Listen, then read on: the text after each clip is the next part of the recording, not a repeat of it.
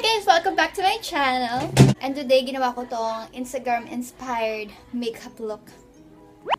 So if you guys wanna know how I got this look, please keep on watching. Yung mga makeup sa Instagram, ano siya, full coverage talaga, ganun. Parang wala silang pimples, wala silang kahit ano.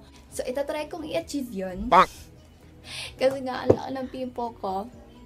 At pulang-pula pa siya. For foundation, I will use this Maybelline Dream Satin Skin. And my shade is in B3.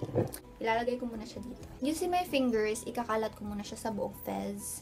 Pag dinediretso ko yung sponge dito, para mas marami siyang product na nasisip-sip. Parang ganun. Napapansin ko yun. Parang nagkaka-stain lalo yung sponge. So, ganun na lang muna gagawin ko. So, ayan. Tapos na ako sa foundation ko. And, isa-set ko na lang siya using the Everbilena pressed powder. Ayan na, guys.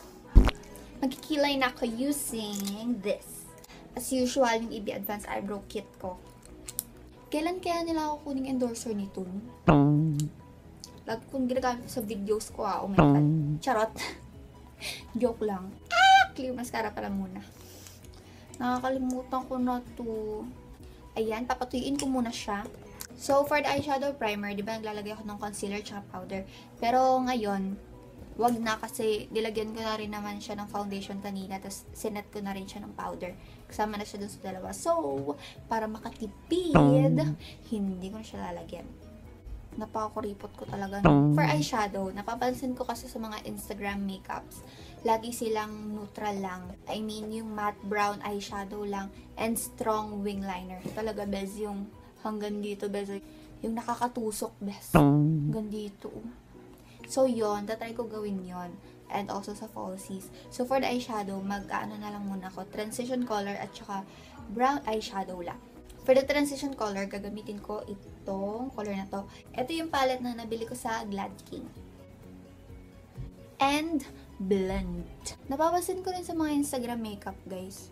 Sobra yung pagkakablend nila ng eyeshadows nila na ang gaganda. Siguro ngawit sila dun. For the eyelid color, gagamitin ko na lang itong contour shade sa detail palette ko. So, ayan.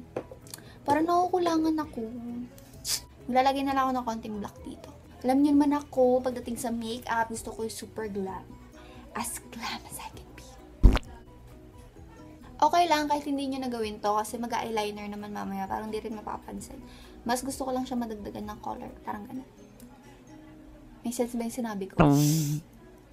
Basta optional na lang tong black. Oh my god. And sa lower lash line, ganun ulit yung gagawin ko. Uunahin ko yung contour shade and then yung black. So, ayan. Gagawin ko muna yung isang eyes and I'll be back later. So, ayan na guys. So, ito yun na yung kilay ko, kaya yun muna yung gagawin ko. Mamaya na mag-eyeliner. Alam ko inaabangan niyo yun eh. Malamang naman din na naman pantay yung gagawin ko. Yung brows din pala sa Instagram, diba? Sobrang on fleek, guys. So, ganon. I'm trying my best para ma-on fleek ko talaga itong kilay ko. So, gagamitin ko na lang ulit yung foundation ko para maglinis sa gilad-gilad. Kasi, alam nyo naman ang ating nyo, walang concealer. So, ano na? Oh! Liner na. Oh my god, kinakabahan ko, guys. Pero may tiwala ako sa sarili ko. Diba? Sabi naman sa inyo eh, magtiwala lang kayo sa sarili nyo, guys. So, ayan guys, tapos na. Charot! Kinakabahan ako mag-wing liner. Pero dahil sinimulan ko to, tatapusin ko. Oh! Pang best actress. Okay.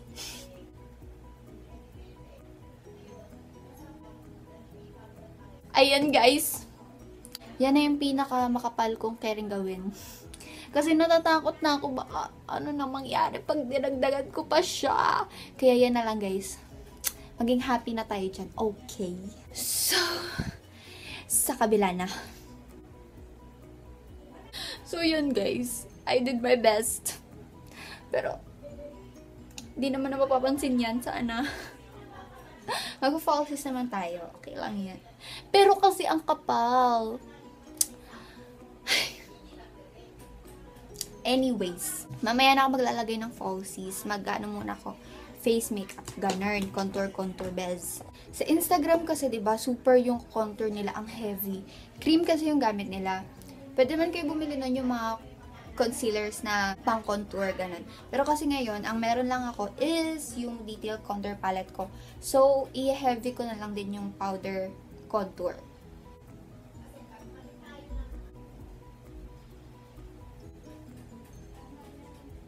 So, ayan ang contour ko, guys. Diba, tumangos ilong ko. So, mag-blush na ako. Gagamitin ko yung blush na palagi kong ginagamit sa detail palette. Mag-highlight na ako. Ang gagamitin kong highlighter, itong nasa EB Pink Palette. Ito, pangalawa. Ang ganda niya gamitin kasi pag highlighter, intense. Diba? Nanlalaban. Ayun na. Maglalagay na tayo ng falsies. And alam niyo naman yung falsies ko, maninipis lang. Yung binili ko sa DV. So, ang ginawa ko, pinagpatong ko siya. Naging ganyan siya kakapal. Ginlo ko lang siya para magdikit. Habang pinapatuyo ko yung glue sa lashes ko, magla-lipstick na ako. So, gagamitin ko tong Dose of Colors in shade 104. Yung fake SG lang to bez. Pwede naman kayo kahit nude, browns, ganun. Ganun kasi yung usong color sa Instagram, diba? Minsan lang sila mag-pinks, mag-reds. So, yun lang. Yun yung gagamitin ko ngayon. Huwag kayo magalit sa akin kung gumamit ako ng SG, ah. Nasa inyo naman yan. Gagamit din kayo. Hindi ko naman sinasabi na bumili kayo, gumamit kayo, ganun.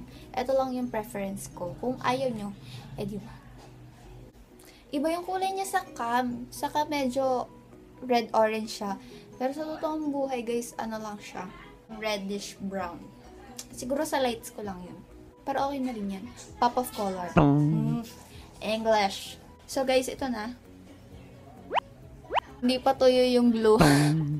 So guys, sana nagustuhan nyo tong video tutorial ko na to. And, ayun. Don't forget to subscribe for more videos like this.